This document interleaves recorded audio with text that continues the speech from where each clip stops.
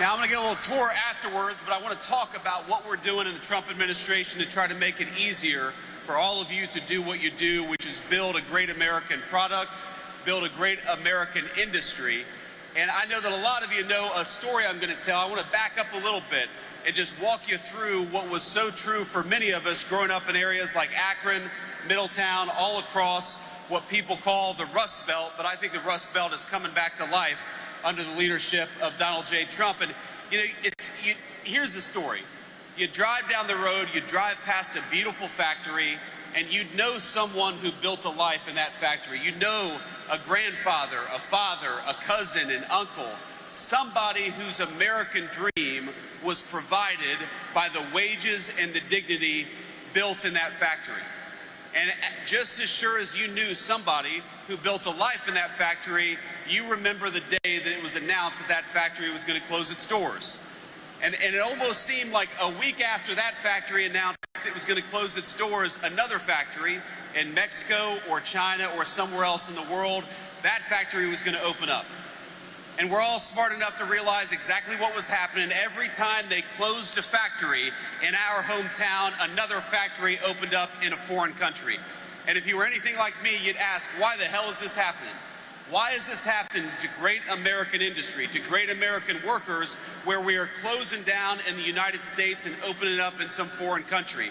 And the answer, my friends, is because we had a generation, and I hate to say it, it was in both parties, a generation of failed politicians who rewarded businesses for opening up factories overseas and penalized businesses for building right here in the United States of America. And under the leadership of Donald J. Trump, we have turned that stupid logic right on its head. We are going to reward companies for investing in the United States of America, and we're going to punish companies for building in China and Mexico.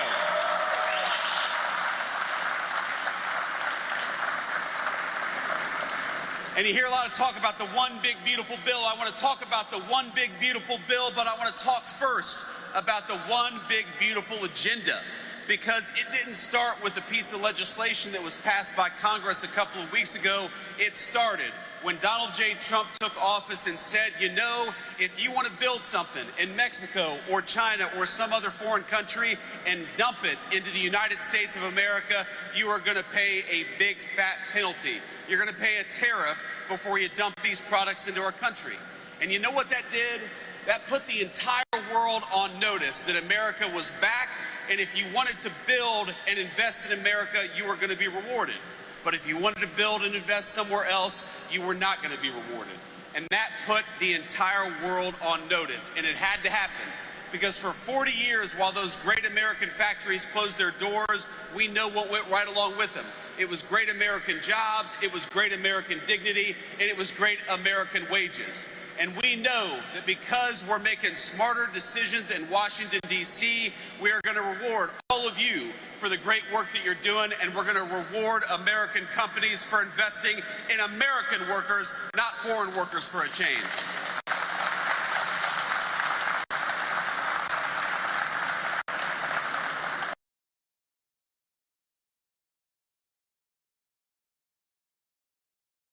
Companies to access American markets, that was step one. Step one was to tell every foreign company that if you want to access to American markets, you ought to build in America, otherwise you're going to pay a big fat tariff. That was step number one. And step number two was just a couple of weeks ago, where you saw the President of the United States sign the One Big Beautiful Bill. And here's what the One Big Beautiful Bill means for you in very concrete terms. Number one, we're going to see take-home pay go up in the United States of America, in this district, probably $7,000, $8,000 per family over the next 3 to 4 years. We're going to see your taxes cut. If that big beautiful bill hadn't passed, you all would have gotten a tax increase to the tune of thousands of dollars to each and every single one of you. And we happen to believe that you all work very hard for your money. You ought to keep it, not the federal government. Ain't that right?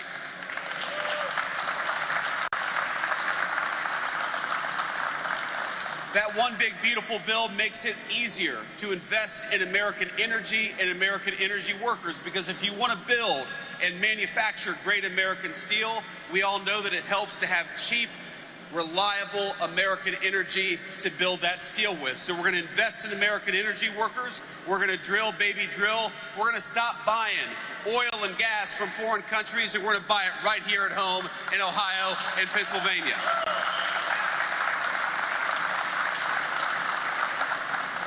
And for all the workers, it means a few very distinct things. We're going to cut taxes on overtime. You know what it means? 25% of Ohio workers work at least one overtime shift a year. Raise your hand if you've worked an overtime shift in the past year. That's a lot of you.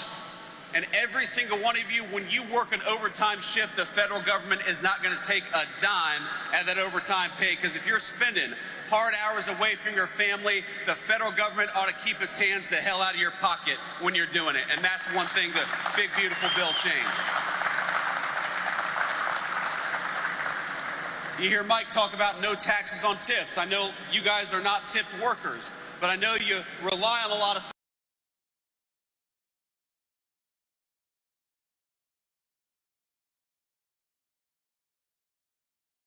to pay taxes on those tips that she gets for her hard day's work. So the one big beautiful bill eliminated taxes on tips for our servers and for a lot of other folks as well. That's something that's going to benefit communities right here in northeastern Ohio. And the final thing I want to talk about is, if you are building a great American facility, if you're expanding a great American manufacturing facility, we are going to reward you in the tax code. This sounds crazy. I almost didn't believe it myself, but did you know that if you built a great American factory 10 years ago, you would actually get penalized compared to if you built that great factory in China or somewhere else?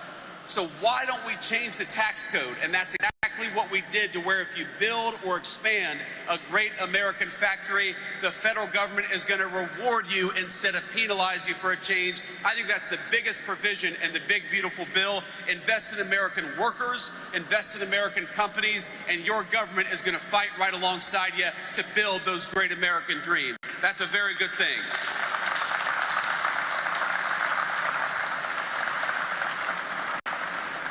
And you know, in some ways, my friends, it's so simple. It is so simple. You need a government that works for you for a change. You need a government that makes it easier for your employers and for yourselves to invest and build wealth right here in the United States of America. You need a government that makes your life easier and not harder, and that's what the Trump administration is committed to doing every single day. So I'm going to talk one more thing about the big, beautiful bill, because even though it doesn't touch on manufacturing, it doesn't touch on this beautiful steel mill that we're sitting in right now, it does matter to each and every one of you, and that is border security. How many of us know somebody who has lost a relative, a son or a daughter, a mom or a dad, to the fentanyl that the Mexican drug cartels bring into this country, to the poison that we allow foreign criminal organizations to bring into our country? And so the big, beautiful bill includes billions and billions of dollars to secure our border, to deport those criminal migrants, and to allow the United States to take control of its country once again and kick those drug cartels the hell out of the United States of America. That's a very important thing, too.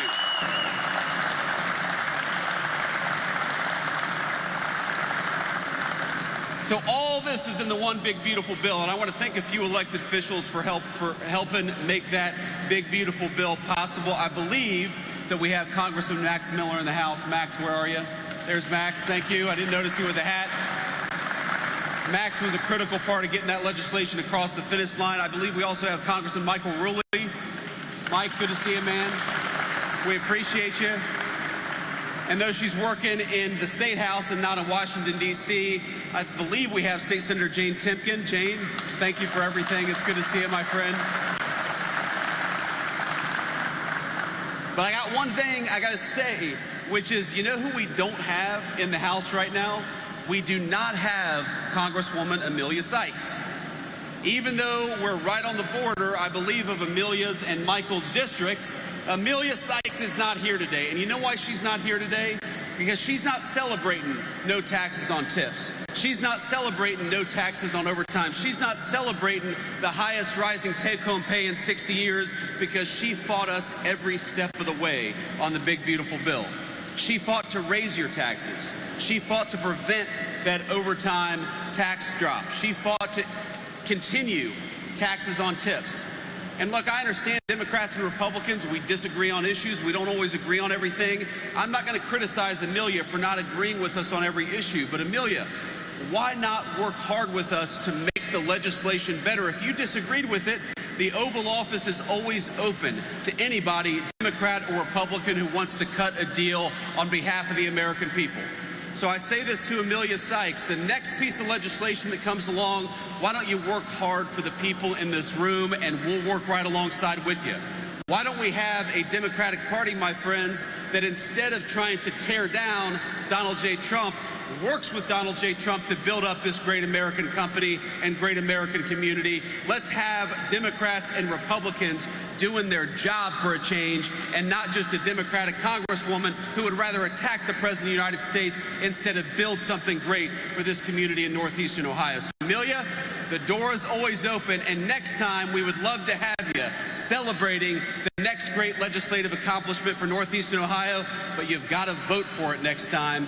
We'll work with you every step of the way if you're willing to make that happen. So, let me say one final thing, and then I'll take some questions from reporters.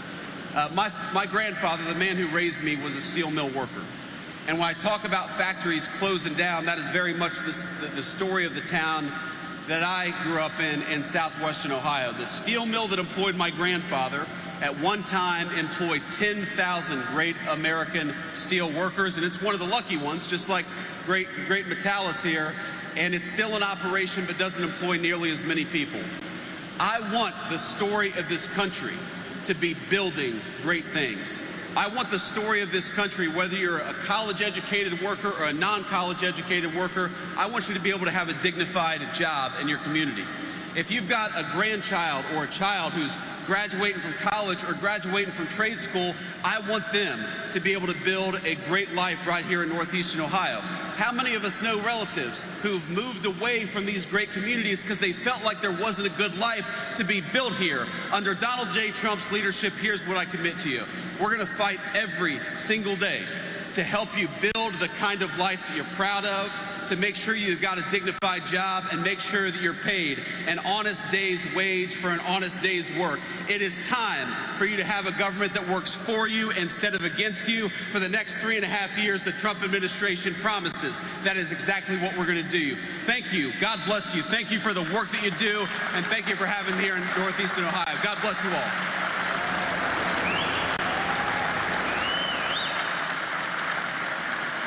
Thank you. All right, we'll take a few questions from the reporters, and then I've got a tour to get to, so it's hard. I've got a bright light. I can't see you, but if you've got a question, just shout it out. Henry Gomez, NBC News. Hey, Henry. How's it going? Mr. Vice President, you've talked in the past about there needing to be baseline provisions for people in need when it comes to health care. How concerned are you that this act could rip holes in state budgets, including this one across the country, with regard to Medicaid funding? And secondly, if you'd allow me another question, how concerned is the administration about the starvation and malnutrition reports coming out of Gaza? Yeah. So Henry, on the first question, look, we are very confident that the way we structure the big, beautiful bill is that a lot of what people are saying, that you're going to somehow see reduced health care outcomes, I don't believe that's going to happen for a second. We actually are increasing funding to rural hospitals. We're increasing funding to needy people. What we're not doing is we're not allowing illegal immigrants to collect the American people's Medicaid benefits, because it's going to bankrupt that program, it's going to bankrupt rural hospitals, and it's going to make it impossible for people in need to get the health care that they need. If you want to protect Medicaid, and President Trump certainly wants to, then the best way to protect Medicaid is to ensure only the needy get access to Medicaid, not people who don't even have the legal right to be in our country to begin with. So I think it's interesting that you have Democrats who are saying we want to take health care away from people. The only people we want to take health care away from are illegal immigrants, because we don't want them in our country to begin with. We want them to go back to their country of origin. It's really that simple. And when you do that, you protect Medicaid for generations to come, which I know a lot of people, Henry, who depend on Medicaid. We want to make sure they've got access to Medicaid, but you need smart politicians in Washington who are fighting to protect that program, and that's what we did with the One Big Beautiful Bill. It's another reason why I'm so disappointed that Congresswoman Sykes wouldn't vote for it, wouldn't even work with us to work on some of those provisions, because she certainly would have found an open door to the White House. And the second question you asked, Senator, I think was about Gaza, about the starvation of Gaza. Look, the President said this today. He said it yesterday. He's been very concerned about this. We are very worried about the humanitarian problem in Gaza. We see a lot of starving children. We want to make sure they get food. We also want to make sure that the thugs in Hamas that are preventing them from getting food are stopping that process. So we got to get food to the neediest people. We've also got to make sure that Hamas gets the hell out of Gaza and lets the food come into that terrible, terrible situation, because I don't know if you've all seen these images. You've got some really heartbreaking cases. You've got little kids who are clearly starving to death. Israel's got to do more to let that aid in, and we've also got to wage war on Hamas so that those folks stop preventing food from coming into this territory. And Henry, you know, it's an interesting thing, because you'll have people say, well, you know, we got to let more food aid into Gaza, and we do. And I know that our Israeli friends feel like it's kind of unfair, because they're waging war against Hamas. They would, of course, love to have food come into Gaza to prevent this terrible starvation. They say, well, you got to hold Hamas up to the same standard. Let's be honest.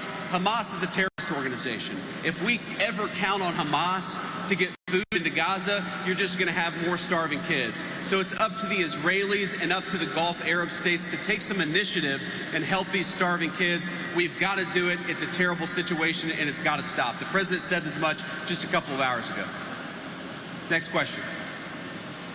Hi, Haley B. Miller, Cincinnati Enquirer. Have you seen footage in Cincinnati of a recent street fight, and what concerns do you have about that, given that that's your home city? You said a street fight in Cincinnati? I have not seen this. Sorry, give me a little more background, Haley. I'm not sure about this. There was a group of people who attacked a couple folks on the street in Cincinnati. Senator Bernie Moreno, some others have spoken out about it, have been critical of it. Okay, yes. So what I saw, and I haven't seen the full context, but what I saw is a mob of lawless thugs beating up on an innocent person, and it's disgusting. And I hope every single one of those people who engage in violence is prosecuted to the full extent of the law. And they will be. They will be, so long as law enforcement in the state of Ohio takes their job seriously. I know Dave Yost cares a lot about these things. But yeah, I actually, you're right. Bernie did send me a clip of this, and we talked a little bit about it. I don't know the full context. I don't know how the fight started. But the one part that I saw that was really gruesome is you had a grown man who sucker punched a middle-aged woman. And where I come from, at least, when you have a grown man who sucker punches a middle-aged woman, that person ought to go to jail for a very long time. And frankly, he's lucky there weren't some better people around, because they would have handled it themselves. But if they're not going to handle it, the cops in Cincinnati, the law enforcement, you've got to prosecute people. We've had way too much lawlessness on the streets of great American cities. How many of you all have wanted to go to downtown Akron or downtown Canton or downtown Columbus for a meal, but you're worried because the local authorities in these big cities have allowed lawlessness to run wild? We have got to make great American cities safe again for families and children. If you want to take your wife or your children out for a meal, you shouldn't be worried about street violence. And the only way to destroy that street violence is to take the thugs who engage in that violence and throw their asses in prison.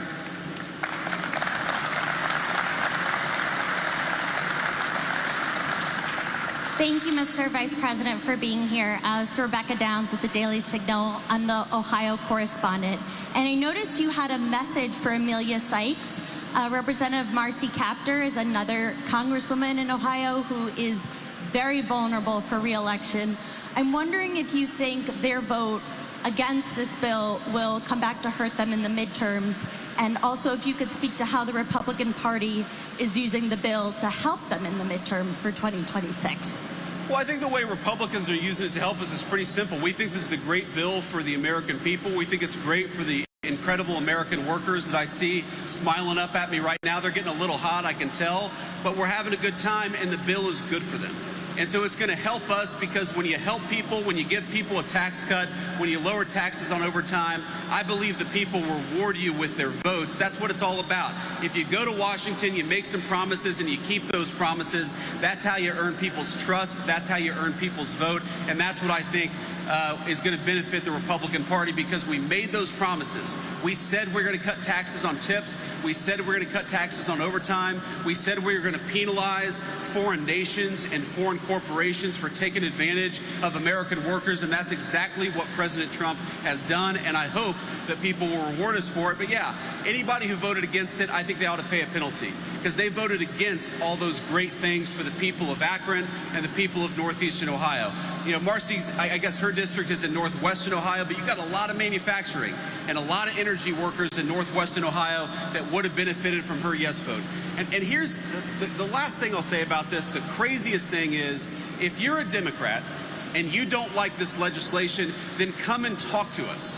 Make some proposed changes. Tell us, you know, this provision isn't so good. We'd like to change it a little bit, and if we change it, then I could get to yes. This is the process of government, and these guys didn't even come to the White House and try to make their concerns known. They didn't try to make the legislation better. They just attack, attack, attack, attack. All they care about is impeaching Donald J. Trump. They don't care about whether your groceries go down. They don't care about whether you get a raise. They don't care about whether you have a job next year. Their obsession in government is letting illegal aliens into this country and attacking Donald J. Trump. I don't think the American people should reward that broken style of politics, and I don't think they're going to come November of 2026.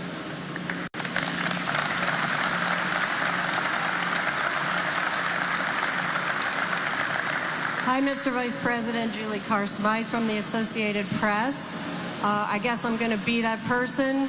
There are some protesters outside accusing the GOP of protecting pedophiles, and we're wondering what you think are the reasons the U.S. government should shield the client list of Epstein from the public, and what you have to say about any relevance to that here today. Well, let me say just a couple of things. First of all, the president has been very clear. We're not shielding anything. The president has directed the attorney general to release all credible information and, frankly, to go and find additional credible information related to the Jeffrey Epstein case. He's been incredibly transparent about that stuff, but some of that stuff takes time. You've got to assemble that stuff. You've got to compile that stuff. You've got to redact some victims' names so that you protect the victims. But the president has been very clear. He wants full transparency. He's asked that from the attorney general, and I know, because I talk to her all the time, the attorney general is hard at work on that issue right now. But I think I got to make an observation that there's an interesting thing about this case that the American media seems to totally ignore. For 4 years under Joe Biden's Department of Justice, the media didn't give a damn about the Epstein files or about the Epstein case.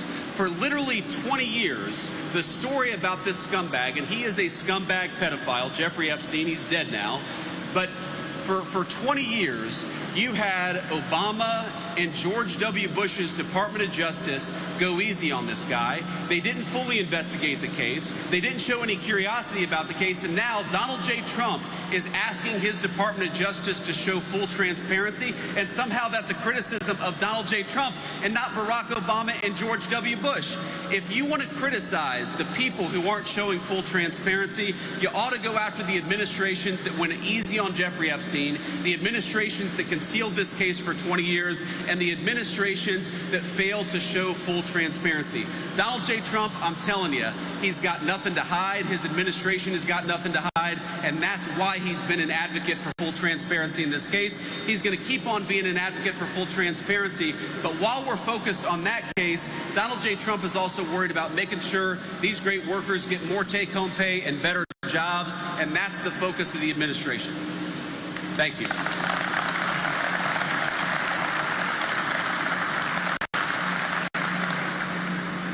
Morgan Trow with News 5 Cleveland. You talked a little bit about protecting Medicaid. There are hundreds of thousands of Ohioans that are at risk right now of losing access to Medicaid despite really wanting to work, but they can't. What do you say to those hundreds of thousands of Ohioans that say they will have no health insurance? Well, what I'd say to those Ohioans is, one, don't believe every false media report that you've heard, because our explicit goal in the Trump administration is to protect people's health care so long as they're working hard, playing by the rules. We don't want you to be unable to afford a doctor's visit, and that is what we have tried to accomplish in this legislation. Now, there have been a lot of lies out there. And if, for example, you're an able-bodied person and you're searching for work, you still got access to Medicaid. If you're a single mom and you need access to that health care to make sure your kids can go see a doctor, you're still going to have access to that Medicaid. Who's not going to have access to that Medicaid is people who are in the United States illegally and people who refuse to even look for a job. Now, I don't know about you all, but while all these folks here are working hard, paying their taxes, doing everything they can to bust their rear ends to give their kids a better life, I don't think that we should reward people who aren't even searching for a job. And I think that's a very simple principle, that so long as you're trying to get a job, so long as you're in this country legally, we're going to make it possible for you to afford a doctor. That is the principle that drives us, and that's the principle that you're going to see in the Trump administration's policy over the next 3.5 years. So what I'd say to people is, if you're looking for work, we're going to help you look for work. If you're looking for a job, we're going to try to make it so there are better jobs available to you. But so long as you're working hard or trying to find a job, you are not going to suffer because of this policy. That's our commitment to you, and that's what we're going to fight to make happen. Thank you. And we'll do one more question here. Just one more. Thank you, Mr. Vice President. I'm Jeff Gorman with Hudson, Ohio Today. You talked about the next major piece of legislation. Since the One Big Beautiful Bill covered so much ground, what are some of the other legislative goals that the Trump administration has? Well, there are a lot of things that we want to work on, Jeff, and I appreciate your question. Number one, housing costs are way too high in this country. If you look over the 4 years of the Biden administration to the moment that Donald J. Trump took office, you had housing costs go up almost 100%. Housing nearly doubled. We've got a lot of great young American families who can't afford a home because housing went up so much under the Biden administration. Now, I'm proud of the fact that according to Zillow, under the Trump administration, housing has gone up 0.4% over the past 6 months. So we're making a lot of progress, but I think there's a lot more that we can do. We're, of course, going to keep on working on the health care question. The president really cares about this deeply. Why is it that European nations pay way less for prescription drugs than we do in the United States of America? They're basically free riders off the generosity of the Americans in this room. I think it's crazy that Americans pay so much for prescription drugs while a lot of our allies pay a huge discount. We're going to work on that issue, too, over the next 1.5 years. So there's a lot to do. There's a good news, bad news. The bad news is Joe Biden left us with a ton of a mess to clean up. The good news is there's a lot of opportunity to solve the American people's problems. The president is committed to doing that over the next 1.5 years and then the years beyond that as well. Thank you, Jeff. And let me just say, before we get to our tour, let me offer one final thought here, and it's that you guys, you hear the president say, "Make America great again." You are the people who make America great again. You bust your ass every single day. You build a great American product. I was talking to Mike and some of the senior staff just before I got out here, and they told me about this new furnace you're building that is going to build, or be part, it's going to build the components that go into 155mm artillery shells. So you all, by taking your craft seriously, by working hard, by doing a diligent job, you're going to make it so that the people who keep us safe have the weapons necessary to make our country safe and to save their own lives in the process. That's an amazing thing. That's an amazing legacy for you to take home to your children and be proud of. I hope that you are as proud of the work you do as I am of you, and I'm proud to be here today. God bless you guys. Keep at it. Love you.